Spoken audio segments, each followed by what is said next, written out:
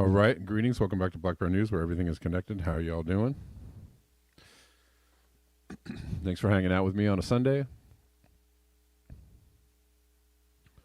On these here internets, we're live on Rockfin, YouTube, Callin. Callin is an app where you can call in. However, I prefer if people call in at the end of the show because we are live streaming on other platforms, so it's not just a call-in show.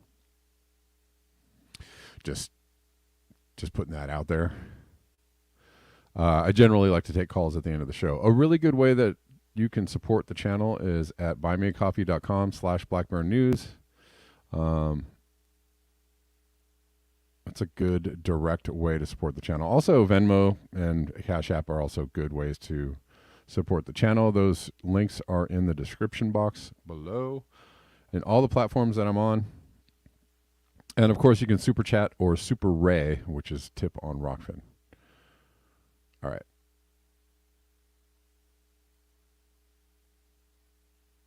Let's. This is interesting. Has anybody been watching? Has anybody been watching The Last of Us, which is a show, I think on Netflix? Yeah. Is it on Netflix or is it on HBO? I don't know. Pretty good show. I mean, you know, if you're into zombie stuff, but the premise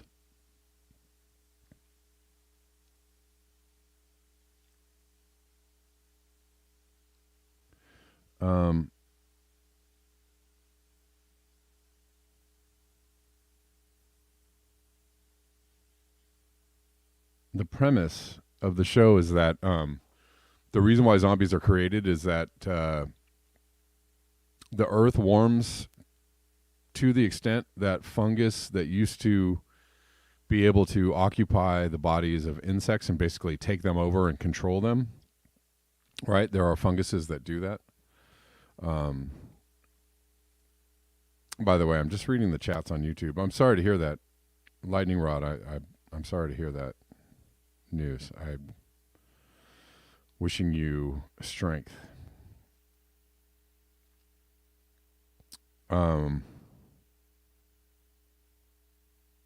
Anyways, the premise is that the earth warms enough to the point that the fungus, cordyceps, yes, takes over humans to the extent that they can, you know, the fungus controls the humans and they become zombies, which is, I find that scientifically pleasant. It's a very pleasing, you know, connection.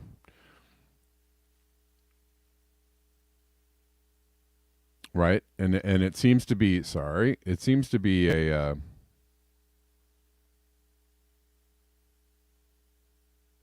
I don't know. Just the premise is a little bit stronger than some of the other premises around zombies or whatever.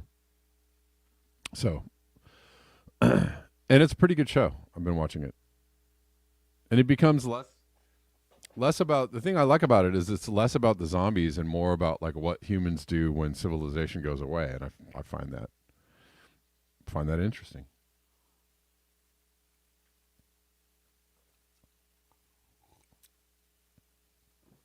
We probably, you know, what happens when civilization goes away is that humans turn into what they were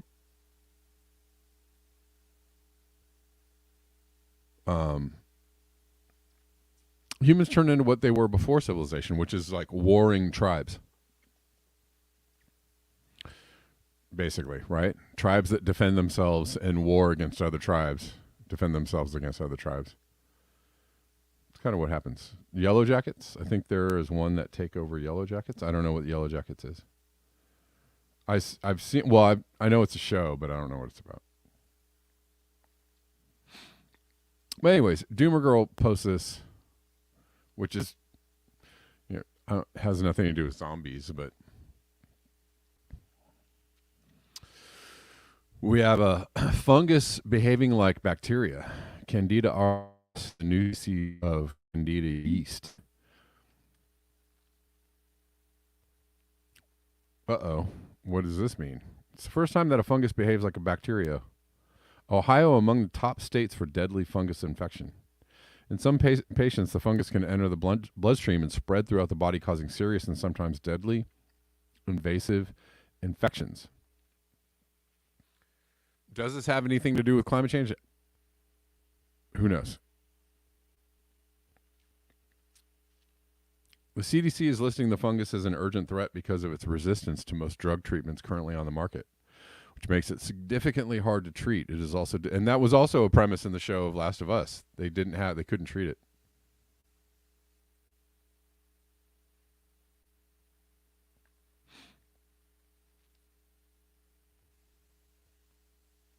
It is difficult to identify with standard lab testing and often requires specific technology to detect it. In the past 12 months, cases were recorded in 28 states, including Ohio. The Buckeye State reported the 10th highest number of cases with 79.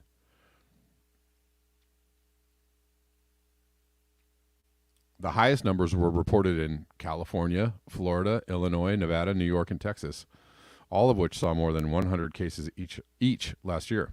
Absolutely, it's an urgent threat because it's the first time that a fungus behaves like a bacteria, said Dr. Mahmoud Ghanem.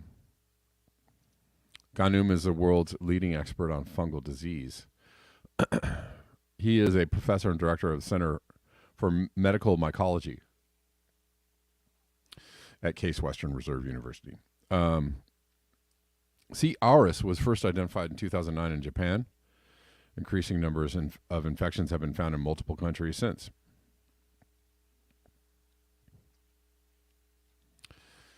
The fungus spread at an alarming rate in the U.S. healthcare facilities and nursing homes in 2020 and 2021. Interesting. Those are the years of the pandemic. That's very interesting.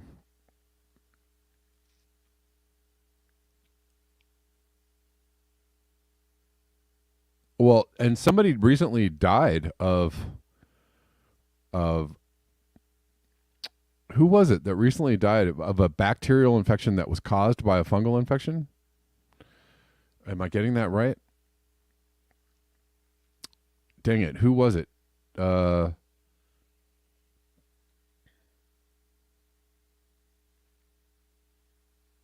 Somebody died of complications from a fungal infection. In the last couple of months.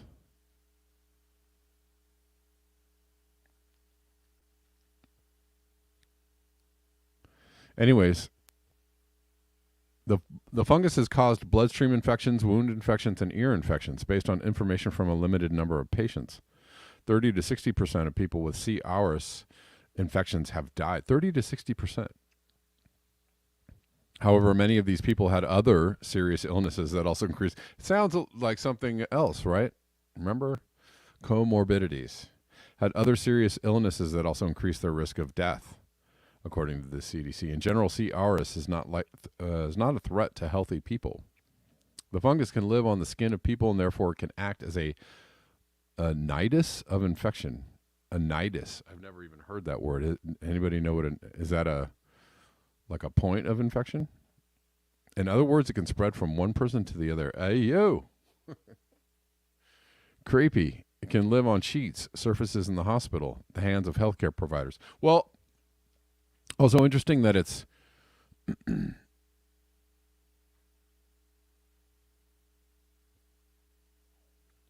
interesting that it is rampant in healthcare facilities, right? That's also, it's a place where a lot of things that are antibacterial or antifungal resistant live. There's also what is it? I'm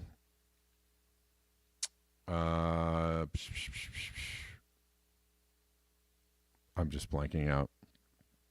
There's a pneumonia that you can catch in the hospital that's resistant to treatments.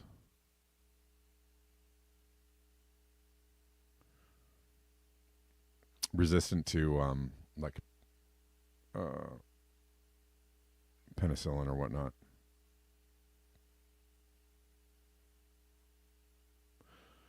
The most common symptoms of C. auris are fevers and chills. Ghanem said if patients are given antibiotics, they do not improve after several days, their healthcare provider should consider testing for the fungus. Several measures of prevention include proper hygiene, proper cleaning, and disinfecting of patient care environments.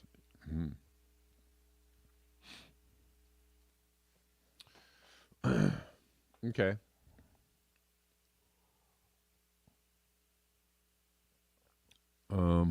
No, it wasn't Charles B. Dean. No.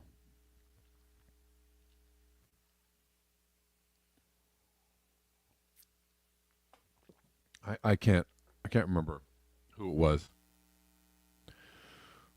But recently, yes, someone, and it'll come to me after I'm done, I'm sure.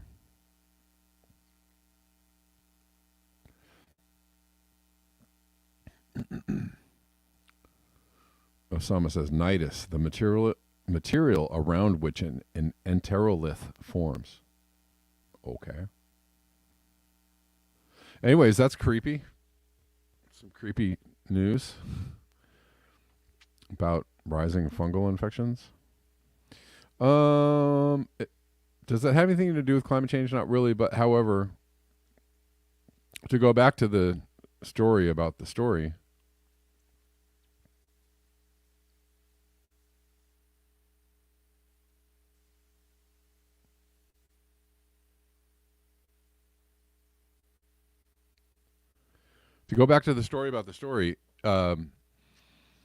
I do believe in a changing climate, that the way that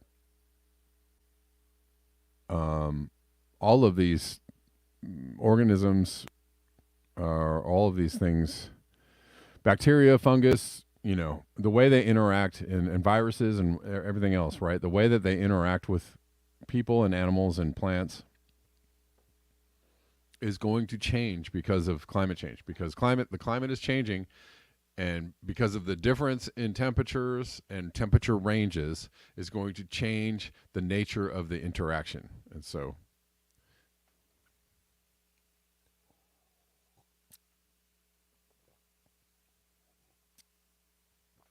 there will probably be more and more likelihood that people have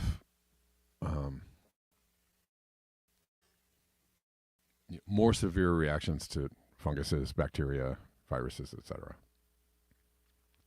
Right? This is from Peter Dines. So it begins. The first major Spanish forest fire, eastern Valencia, of the year, destroys 3,000 hectares. 1,500 villagers evacuated. It's going to be a long, hot, super hot summer.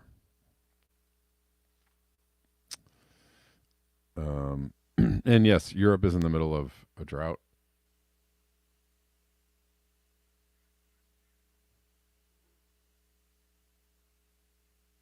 And, we see an increasing amount of fires, droughts, floods, tornadoes, and all of these things can be deadly. From Doomer Girl News, freshwater ecosystems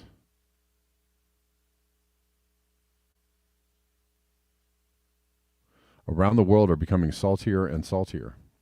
Again, the way we can change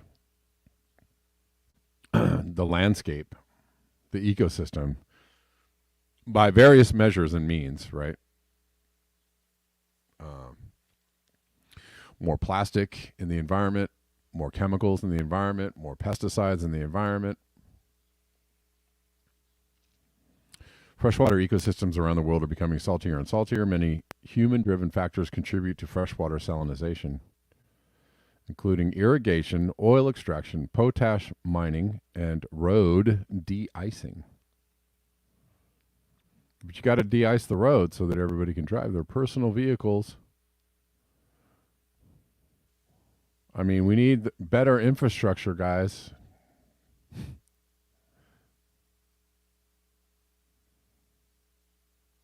Let's get on that. Freshwater ecosystems around the world are becoming saltier and saltier. Many human-driven factors contribute to freshwater salinization. I don't need to read the same thing 3 times. As a result, salts enter waterways. But as bad news never comes alone, the salts are often accompanied by a toxic cocktail of other pollutants whose combined toxicological effects are largely unknown. Although the problem of rising freshwater salinization went largely unaddressed for many decades, it has gained considerable attention during the last 20 years. Scientists around the world are working together to understand, just trying to understand, the ecological impacts of increasing salinization on aquatic biodiversity and food webs. Again, I say to the scientists, it's awesome that you want to understand. I think the basic premise is that we can understand that it's bad. Like, just start there, that it's bad, and go, maybe we can spend all that scientific funding on, I don't know, raising awareness about why we need to stop doing this, or stopping doing it. We have to spend all this money to understand the problem. Okay. Just start with the premise that it's bad, because you know that it's bad, right? It's not good. It's going to be bad. Oh, science. Oh, you scientists. You crazy scientists. You guys are silly, funny, kind of cute and nerdy.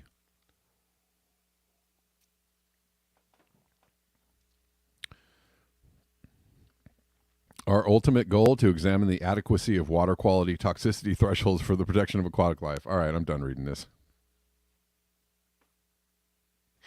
I'm over that.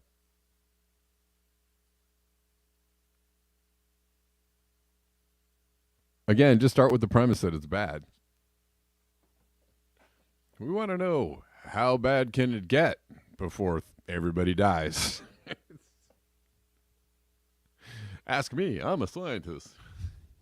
It's silly.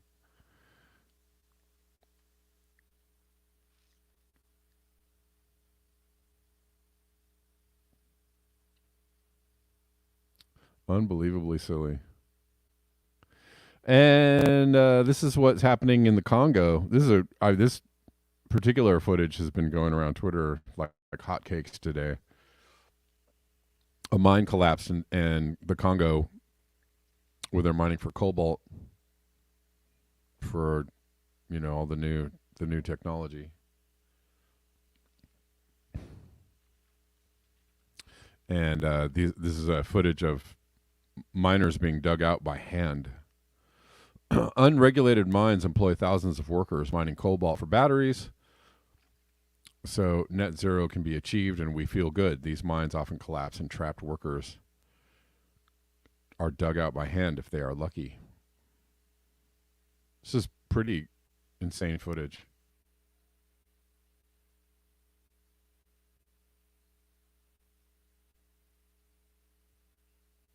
Here, let's start at the beginning here. Sorry. Did you see that? I mean, they're just digging people out. It's nuts.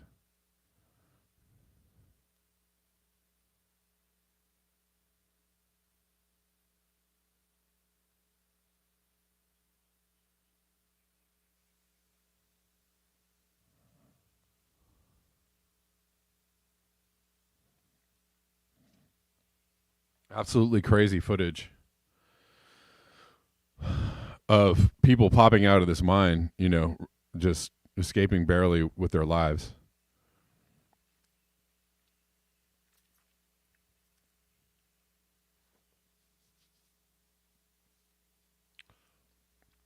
This must be part of the rules-based order.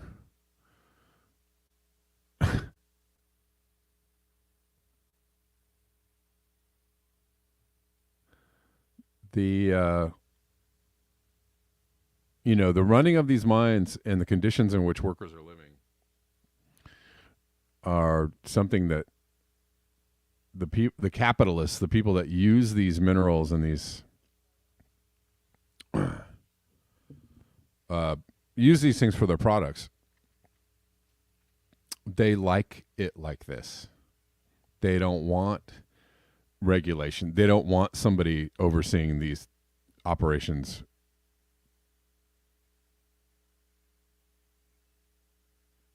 So that they're safe, or so that the miners have adequate pay, or have health care, or have, right? They don't want that.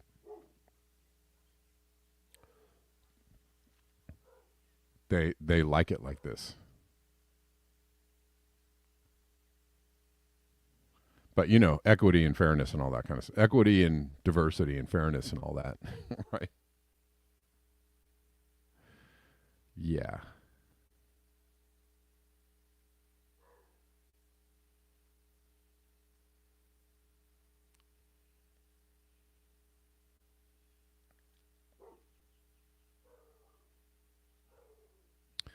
All right. Again, real quick, one really good way to support the show is at buymeacoffee.com. You can leave me a note there. I'll check the coffees. Don't have any yet as of today, but it's a really good way to support the show. You can also do a monthly membership type thing. So Venmo and Cash App links are in the description box. Also very good ways to support the show.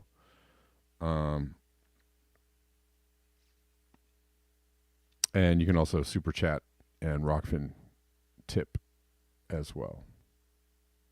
What's up, Rockfinners? How you doing?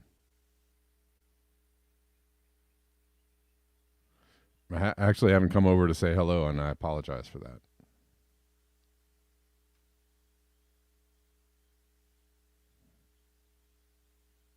Ace Butcher asks, are we salty today? I don't know. Are we salty? Everything's getting more salty. I'm feeling assaulted. All right.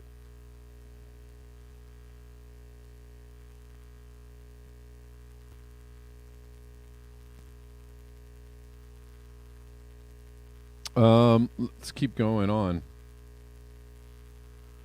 This is good. I don't know about Matt Gaetz's. I'm not like a political supporter of Matt Gaetz, but he has been, kind of taking some people in the military or the military-industrial complex to task over war. I think he was the one that introduced recently a bill to try and get us out of Syria, or declare that there actually is a war, get Congress's vote on it.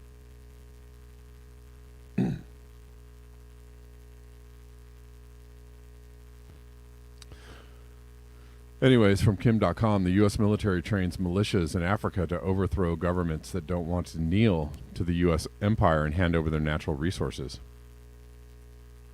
Right? Like what I just showed you. What I just played you. They like it like that. They want it like that. And by they, I mean, mostly American or European-based corporations.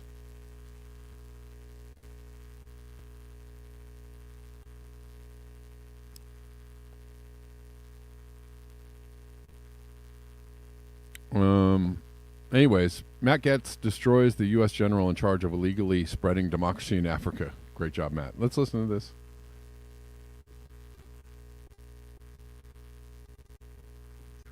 I have constituents that have been scattered across Africa on train and equip missions. So, just ballpark, in the last decade, how many Africans has the United States military trained and equipped? Congressman, I don't have that figure. I can get that figure for you. Ballpark, just how many? Congressman, it would be a wild guess, right? Seems like something we should know, right?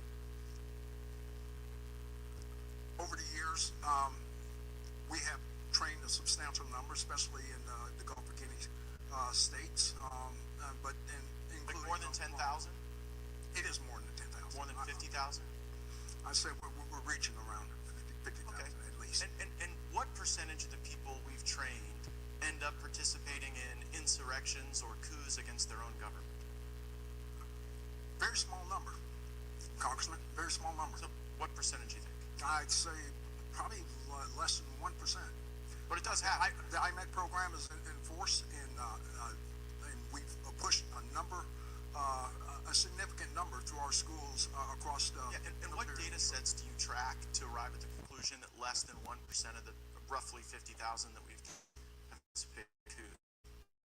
Because it'd be like about 500, about 1% of 50,000. Congressman, you may have that information. I don't at this time, but I know. Well, I know there are some, right? Like go ahead and throw up that image.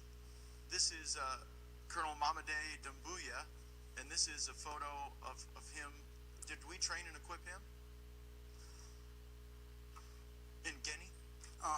By name, I cannot identify that. Well, that guy in the middle with the big red hat, Colonel Mamadei Doumbouya, that's him with a bunch of U.S. service members outside of our embassy.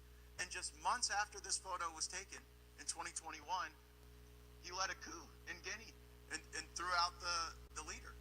Does that concern you? Congressman, core values is what we start off with in IMA programs. Do we share core values with Colonel Doumbouya? Core values. I will repeat that. Core values. I know. Core values, rules-based order, equity, diversity, right, dignity for all, stuff like that. Do we share those values with Colonel Doumbouya? Absolutely. In our curriculum. He led a coup? We do. Okay, well, that's a very telling answer. In Burkina Faso, did we share core values with the leader that we trained there who led a coup? It's in our curriculum. We stress core values. We request civilian-led governance. Hold on. Is leading coups in our curriculum? Absolutely not. So civilian-led. My question is, do we share core values with the coup leader in Burkina Faso who we trained? Holistically, we teach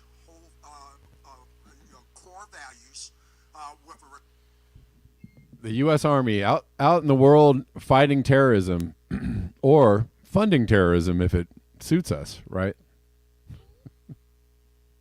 Funding terrorism, funding instability, right? Undermining governments.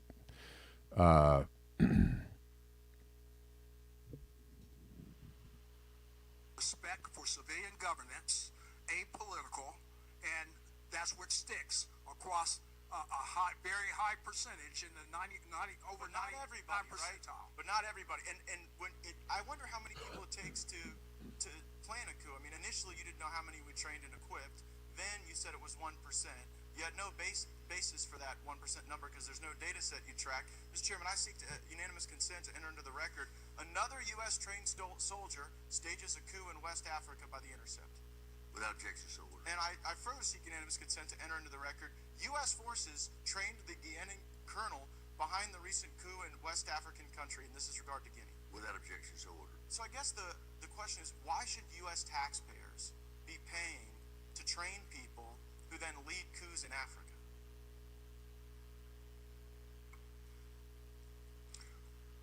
Congressman, our curriculum harvests core values and also to be able to embolden these countries for a representative democracy. But General, that democracy isn't what emerges. The problem is, I know you may have great confidence in what you're teaching, but when two governments have been over... Is it me or is Matt Getz sounding kind of woke? Is Matt Getz kind of woke to the fact that we're not engaging in, we're not, supporting democracy in other places? That we're actually undermining democracy, like Venezuela.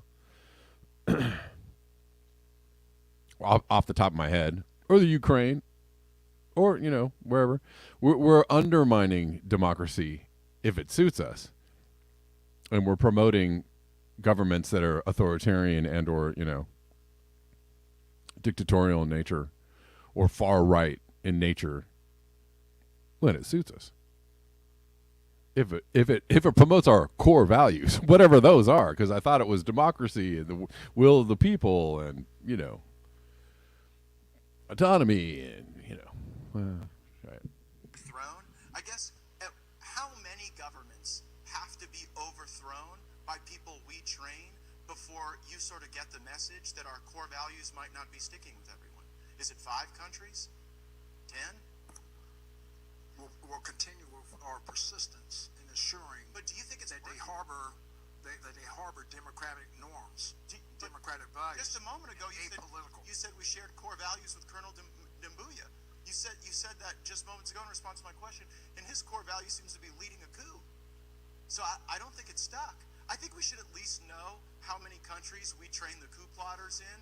How many is too many? Because clearly 2 is not too many, and I think we could use our resources far more effectively than doing this. Dang. All right, way to go, Matt Getz. Bravo.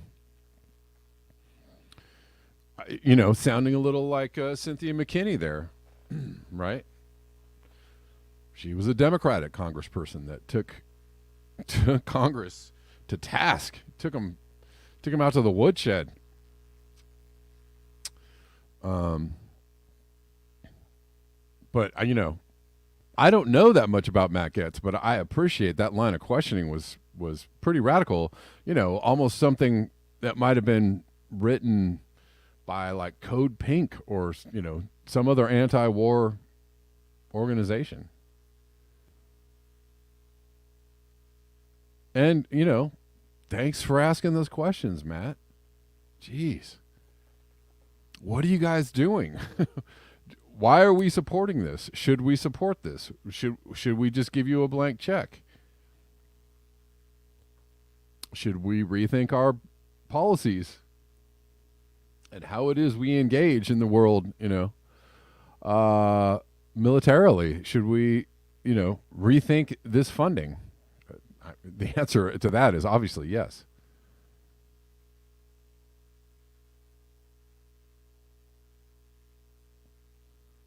But, good on you, Matt Gaetz. Good on you. I don't know. Quite a few people have been predicting economic, worse woes. And there's you're in Europe, the economic cratering is continuing with Deutsche Bank.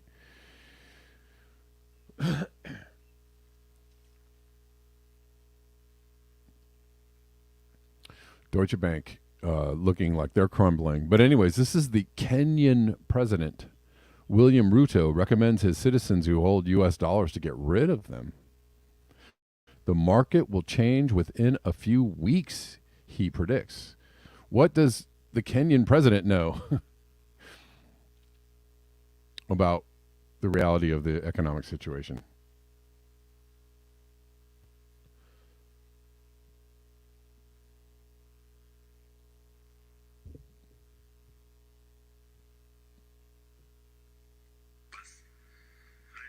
For the people who work numbers, I am giving you free advice that those of you who are holding dollars, you surely might go into losses. You better do what you must do, because this market is going to be different in a couple of weeks. For the people who... All right. Anyways, interesting. I mean, is that...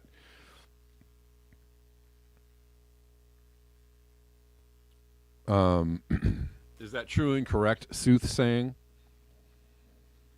about the near future of the economy, or is that, is it wishful thinking? Is it?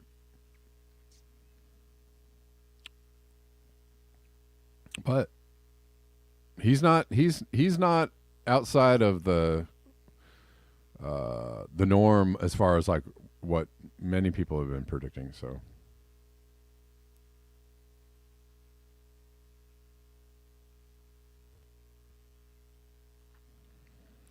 And we've been covering the French. I heard some good analysis, and I feel like that it's probably true and correct that these protests in France are not just about the raising of the retirement age. There is a lot of anti-NATO, anti-neoliberal, just basically what the Yellow Vests have been protesting for a long time, for years. Anyways, this is anti-NATO, and they're holding signs called Frexit. France wants out of the European Union, and they're very unhappy with Macron. They're very unhappy with austerity measures. They're very unhappy with, all kinds of things. It's not just about the retirement age. And of course, the mainstream media is not really covering this very well. And if they do, I'm sure they're, calling them a bunch of right wingers and something, backed by the far right nationalist movements. Blah blah blah. No, I think people are just. I think the people are sick of it all. And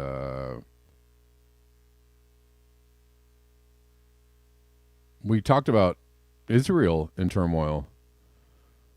They are also still, even more so, Vanessa Beeley covering this. This is Tel Aviv. Netanyahu is on very shaky ground, extremist Zionist ground. Extremist. This is in Tel Aviv, and nobody's talking about this one either. I talked about it a few weeks ago because I had heard a really good Garland Nixon show on this, and he was talking about it. And since then, I still haven't really heard anybody talking about the fact that Israel is in disarray.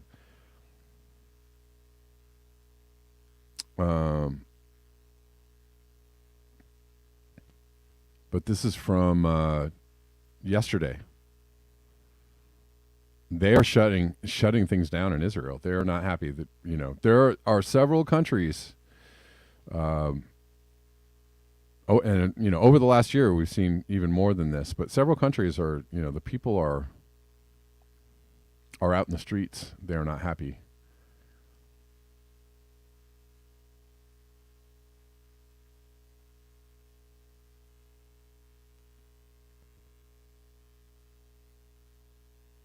How long will this go on? And lastly, I'm going to play this. Mandating experimental mRNA vaccines with no long-term safety data was criminal.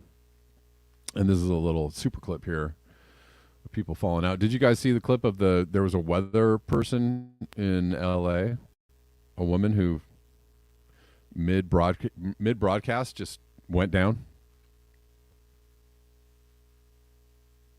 That was scary. In adolescent and young adults is linked to the shock. CDC now looking into reports of heart problems in young vaccinated teenagers. Now chest pain, fluttering, and heart inflammation are among some of the new side effects announced by the U.S. Centers for Disease Control, observed in some people who have received the Pfizer and Moderna vaccine. Ending up with inflammation around the heart, causing chest pain and shortness. Myocarditis is noted by the Canadian Pediatric Society as a possible side effect of mRNA.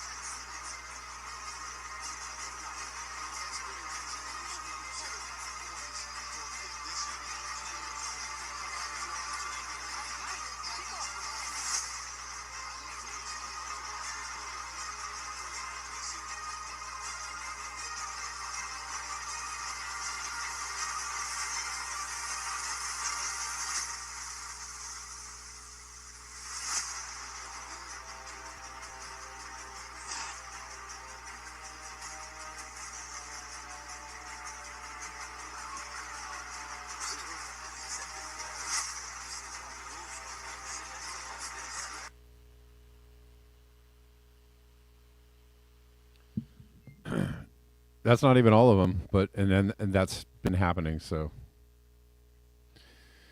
yeah. Anyways, just playing that for your edification and edumacation. All right, guys. I think that does it for me. Hold on, I might have something hiding in here, but I'm about to wrap it up.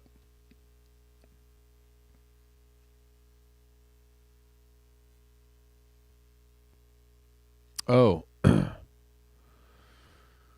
right. Well, there's two more things I want to talk about. holding over from yesterday.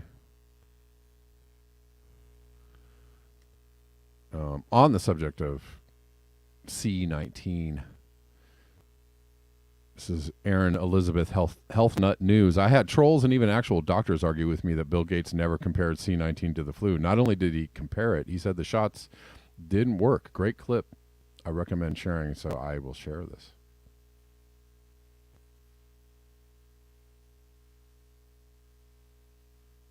Profited millions of dollars on the vaccines. Millions and millions of dollars. It's all easy to find. And then once he dumped the stock, then he completely changed his narrative and he started talking about how ineffective the vaccines were and about how the virus wasn't as bad as we thought it was. And about it was mostly targeting old and obese people.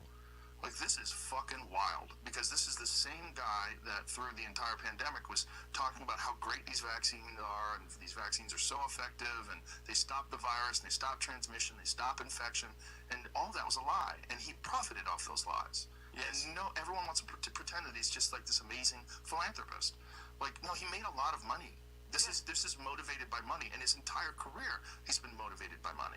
Yeah. He's been a guy who is really good at monopoly, and that was why they went after Microsoft so many times for monopolistic practices. I mean, he's a businessman, and in that time, his business was the business of telling people things that he's not educated in. Right? He's not a scientist. He's not a virologist. He's not a medical doctor. He's not even a college graduate. He was this public health advocate on television telling everybody to go out and get this medical intervention that he would profit from, which is fucking wild. It's really wild that it's that transparent, that it's not like multiple steps and shell corporations and it's really difficult to find out where the money's going. It's like, what the fuck is going on? This is crazy how transparent it is. You're not even hiding it. It's right there. And just to back up what Joe said, here is Bill Gates about a year ago, and he started to admit about the virus, what we all knew, and here it is. And then at that point, we didn't really understand the fatality rate. You know, we didn't understand that it's a fairly low fatality rate and that it's a disease mainly of the elderly, kind of like flu is, although a bit different than that. So there he was, admitting that the virus wasn't as deadly and as scary as everybody he made it out to be, so he could mandate vaccines that he's invested in. It wasn't. Turns out it was like the flu. Like, it's just really elderly people and people who are obese and comorbidities need to worry about it. So probably we shouldn't be injecting kids with that and healthy young people and giving... All right. You guys got the idea. That's interesting. Miguel H., my initial thought when I learned about the pandemic was they want to remove Trump from power, and I think I might have been right. I mean, although he was, he signed off on Operation Warp Speed, and he still calls them my vaccine. I was behind the vaccine, so. Yeah. Anyways.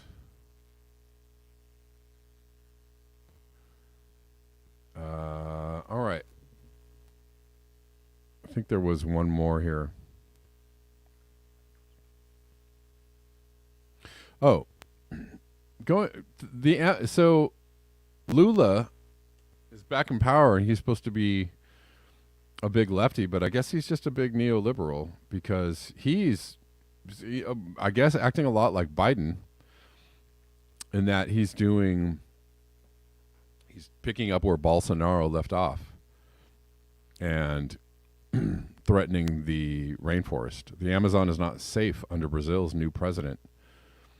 That would be Lula. A roads plan could push it past its breaking point. New initiative focused on new roads, dams, and industry that can threaten the region's fragile rainforest ecosystem. Wow. So I thought he was Mr. Lefty Save the Amazon.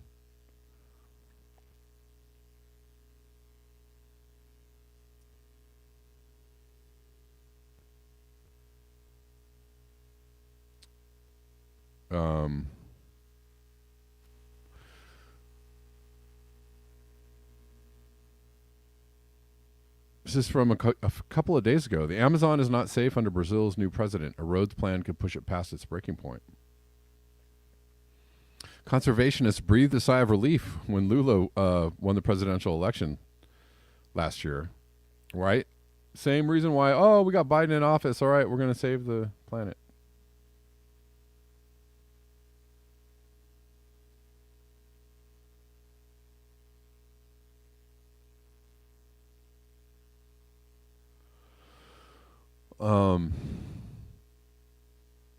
However, while Lula oversaw a more than 70% drop in deforestation during his first run as president in the early 2000s, the rainforest's future remains deeply uncertain. That's in part because Brazilian administrations, whether of the right or the left, have all promoted an ambitious project to boost exports and economy.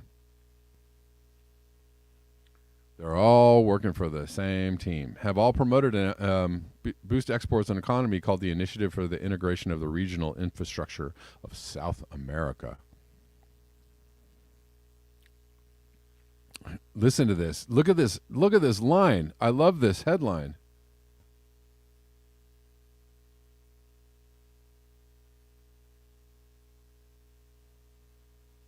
The problem with infrastructure in the forest.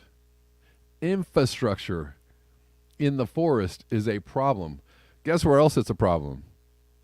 In nature. Where is nature? Everywhere. I'm not saying like not any infrastructure. I'm just saying like the kind of super duper, high supercharged infrastructure that we have now that facilitates the wreckage of like everything. I don't know. How do you fix climate change? Well, it's the infrastructure, stupid. Remember, it was the economy, stupid. Bill Clinton, when he won a long time ago. I don't know. Maybe I'm dating myself. It's the economy, stupid. All right. Well, if you want to fix climate change, what is it? Well, it's the infrastructure, stupid. That's my answer. It's the infrastructure, stupid. Stop it. Stop building it. Stop doing it. Stop making it. Stop redoing it. Rebuilding, building out, building again. Just stop for one, and then maybe think about taking it away. The infrastructure facilitates all of the other things that go along with the destruction of the planet. The problem with infrastructure in the forest, I could just stop right there. It's a problem in the forest. It's also a problem. Where else do we live? In nature. It's a problem pretty much in any ecosystem, not just a forest.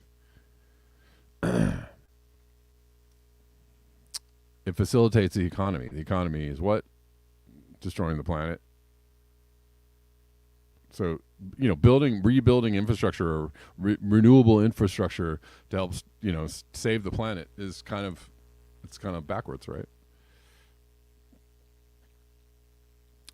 How evidence from research in the Amazon over the past 30 years and by other scientists show that new roads lead to more deforestation, putting extreme pressure on the way. Why? Because the roads are there to facilitate what? The destruction of the forest and the benefit of the economy. Anyways.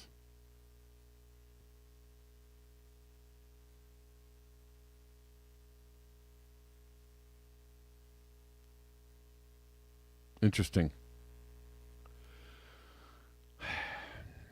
It puts extreme pressure on the rainforest. Outside of protected areas, nearly 95% of all deforestation occurs within 3.54 miles of a road, or less than 2/3 of them. I mean, they're really getting. I don't need to read any more of this. They're getting really to the root there. Appreciate that.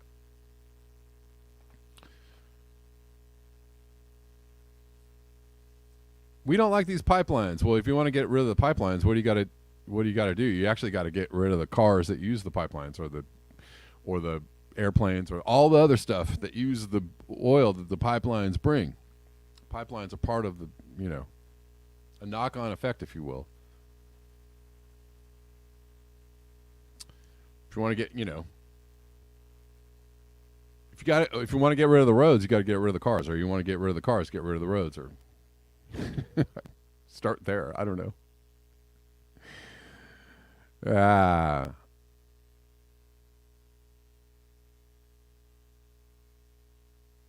But anyways, I'll leave you with that. It's the infrastructure, stupid. Okay. Thanks, guys. Appreciate you. I'm going to take off now. And tomorrow might not be here tomorrow. I might see you on Tuesday. I don't know yet. But if you see me post a show tomorrow, then I will be here tomorrow. And thanks, everyone, for listening. I appreciate you all. Rockfinners. Didn't check on Rockfin. For any Rockfin tips, no.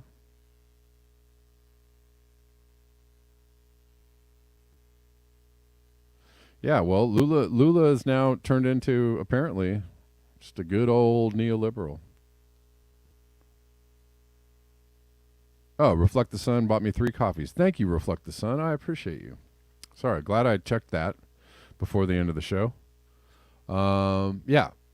Thanks, Reflect the Sun. Really great way to support the show. All right, guys. That does it for me. Thanks so much. I will see you all tomorrow or Tuesday. All right. Peace.